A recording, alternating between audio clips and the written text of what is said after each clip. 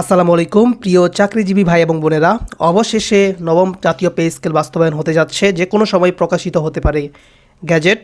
তো আসসালামু আলাইকুম, সবাইকে স্বাগতম জানাচ্ছি নতুন আরও একটি ভিডিওতে।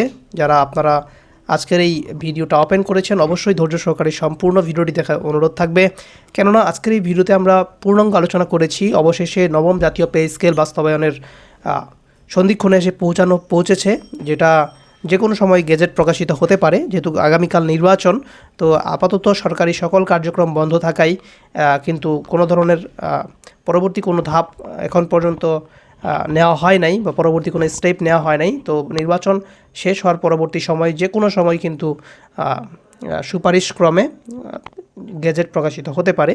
তো চলুন শুরু করব। অবশ্যই আজকের এই ভিডিওতে একটা লাইক দিয়ে চ্যানেলকে সাবস্ক্রাইব করে পাশে আসা বেল আইকন বাজিয়ে অল বাটনে ক্লিক করে রাখুন এ ধরনের পে স্কেল সহ অন্যান্য সকল আপডেট সবার আগে আমাদের এই চ্যানেল থেকে পাওয়ার জন্য।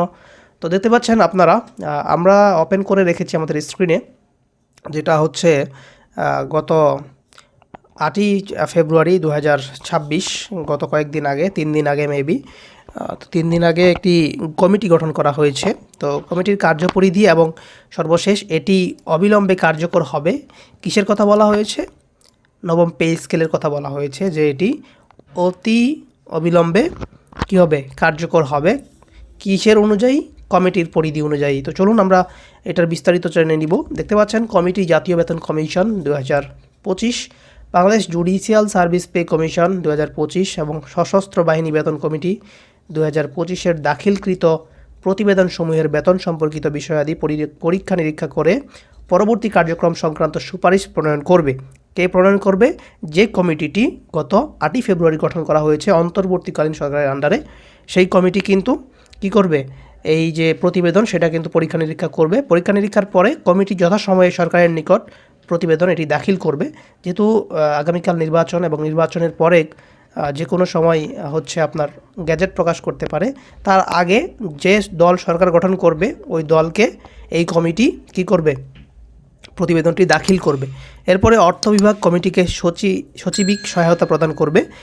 অর্থ বিভাগ, বাংলাদেশ ব্যাংক সহ অন্যান্য বাংলাদেশের যে অর্থনৈতিক যে বিভাগগুলো রয়েছে, সেই জনপ্রশাসন মন্ত্রণালয়গুলো থেকে যদি সরকারকে সহায়তা প্রদান করে, তাহলে কিন্তু এই যে কমিটি, এই কমিটির প্রতিবেদনকৃত দাখিলকৃত প্রতিবেদন অনুযায়ী কিন্তু কমিটির সভা আয়োজন অনুসারে অনুষ্ঠিত হবে। নতুন একটি সভা অনুষ্ঠিত হবে সরকারের সাথে, যে দল সরকার গঠন করবে ওই সরকারের সাথে প্রয়োজনীয় অনুষ্ঠানের পরে এটি অতি অবিলম্বে কার্যকর করা হবে।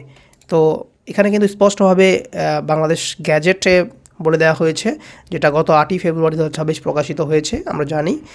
তো মন্ত্রিপরিষদ বিভাগ থেকে এই নোটিশটি প্রকাশিত হওয়ার পরে, বা এই গ্যাজেট প্রকাশিত হওয়ার পরে, আপনাদের যে নতুন পে স্কেল বা বেতন স্কেল, সেটা কিন্তু অনেকটা পরিষ্কার এবং ক্লিয়ারভাবে জানিয়ে দেওয়া হয়েছে। যে কোনো সময় আপনাদের এই কমিটির মতানুযায়ী এবং এই কমিটির প্রতিবেদনের সুপারিশ ক্রমে কিন্তু যে কোনো সময় অবিলম্বে এই গ্যাজেট প্রকাশিত হবে। তো এই গ্যাজেট প্রকাশ হওয়ার সাথে সাথেই যদি আপনি আপনার ফোনে নোটিফিকেশন পেতে চান, অবশ্যই এই ভিডিওতে একটা লাইক দিয়ে চ্যানেলকে সাবস্ক্রাইব করে পাশে আসা বেল আইকন বাজিয়ে দিন। আমরা পরবর্তীতে সকল আপডেট এই চ্যানেলের মাধ্যমে আপনাদেরকে জানিয়ে দেওয়ার চেষ্টা করব।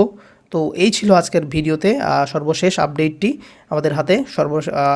অবশেষে নবম জাতীয় পে স্কেল বাস্তবায়নের যে সন্ধিক্ষণে আমরা এসে পৌঁছেছি, সেটাই জানিয়ে দেওয়ার জন্য ভিডিওটি তৈরি করা।